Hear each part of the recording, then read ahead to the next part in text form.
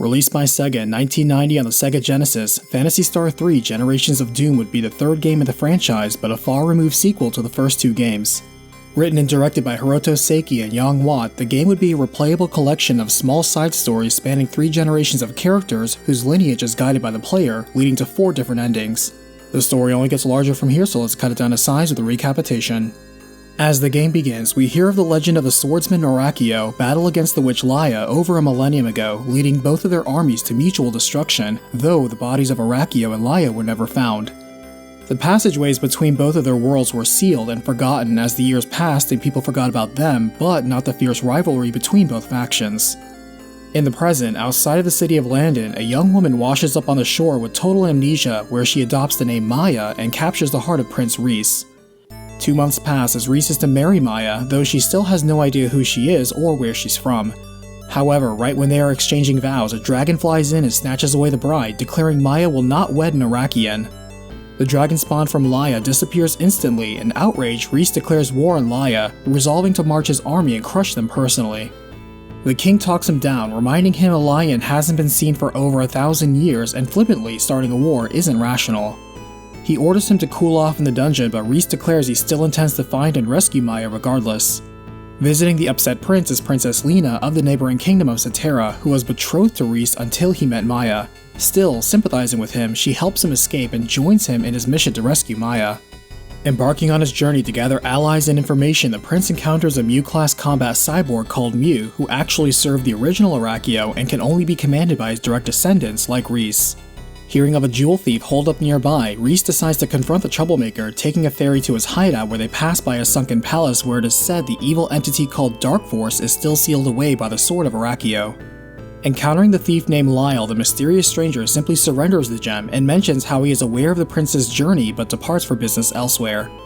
As it turns out, the gem is a key to releasing the seal on a cave in their path, which turns out to be a gate to a different world. In this new frozen land, the people in the small village of Rizal are starving and desperate for aid, though they do point the group to another hidden gate near the ruins of an old Iraqian fortress. Finding this gate leads them to the desert world of Iridia, where they cross the desert inhabited only by cyborgs in the town of Hazatak.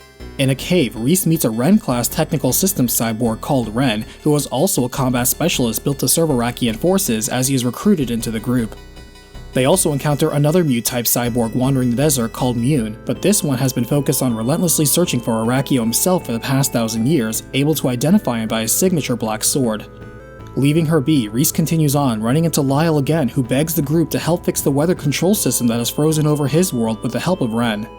Helping him out in thawing his world, Lyle joins the group as thanks, and in gratitude, the citizens of Rizal give the party a boat and tell them there is a town that worships Lyle across the sea. Chasing this lead, they find the kingdom of Ago, who wish they could use ancient Iraqian machines and cyborgs to battle the nearby lion city of Shusorin with their magic and monsters. They also hear a lady was taken to Shusorin Castle, though the king reports Ago's efforts are steadily losing against lion might. Using an underground tunnel to sneak into Shusorin, Reese is shocked to see Lena here, wondering how that can be, and Lyle reveals he found her, telling Reese to fight for her as he steps ahead and challenges the group to test their strength. The group defeats Lyle in a duel as he rejoins their ranks, saying he'll explain his reasons later if things work out.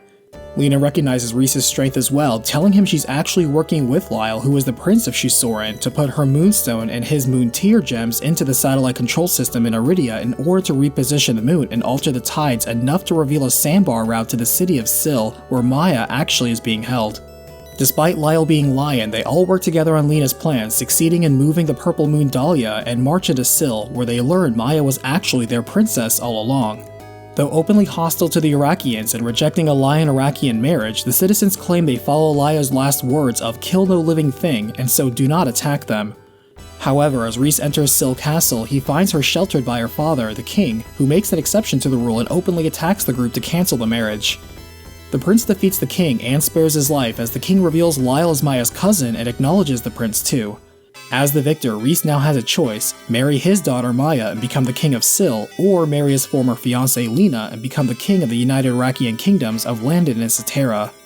So, what do you want Reese to do? If you want Reese to defy centuries of Lion and Iraqian feuding, renounce his homeland, and marry his girlfriend of 2 months, then choose the Maya route to the left. If you wish him to observe tradition and duty and marry him to his longtime ally and original fiancée of Lena, then choose her route to the right.